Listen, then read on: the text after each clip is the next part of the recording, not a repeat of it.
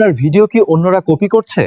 জানুন Facebook content protection, track, block ও attribution system.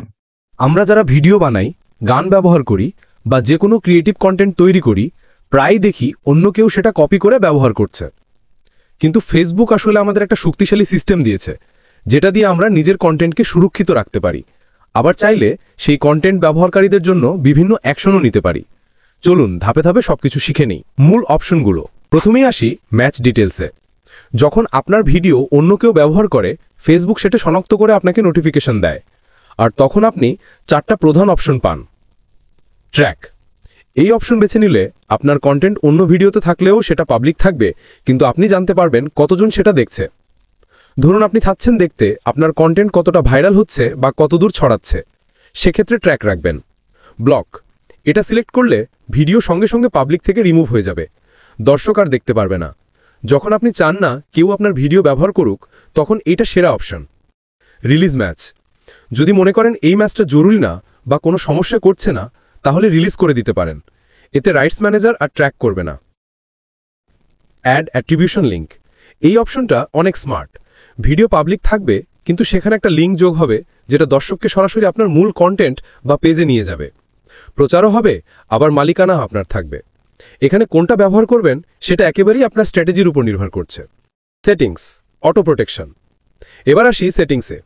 এখানে একটা ফিচার আছে, অটোমেটিক্যালি প্রোটেক্ট ইউর কন্টেন্ট। এটা চালু করে রাখলে আপনি যখনই নতুন ভিডিও, রিল বা কন্টেন্ট আপলোড করবেন, ফেসবুক স্বয়ংক্রিয়ভাবে সেটাকে কপিরাইট প্রোটেকশনের আওতায় রাখবে।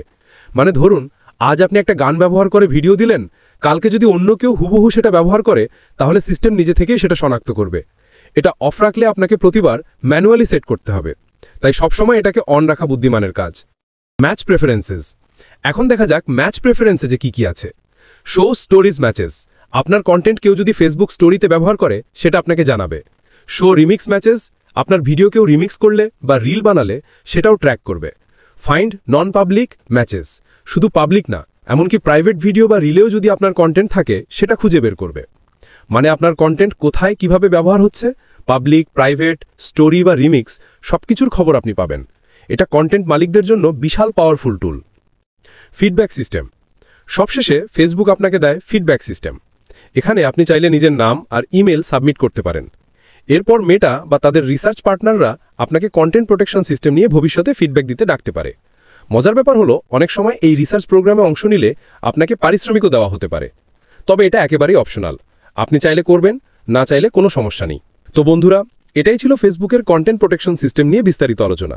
আমরা শিখলাম কিভাবে ট্র্যাক, ব্লক, অ্যাট্রিবিউশন লিঙ্ক দিয়ে কন্টেন্ট ম্যানেজ করতে হয়, কিভাবে অটো প্রোটেকশন চালু রাখতে হয়, ম্যাচ প্রেফারেন্সেস দিয়ে সব দিক নজরে রাখা যায়, আর চাইলে ফিডব্যাক সিস্টেমে অংশ নেওয়া যায়।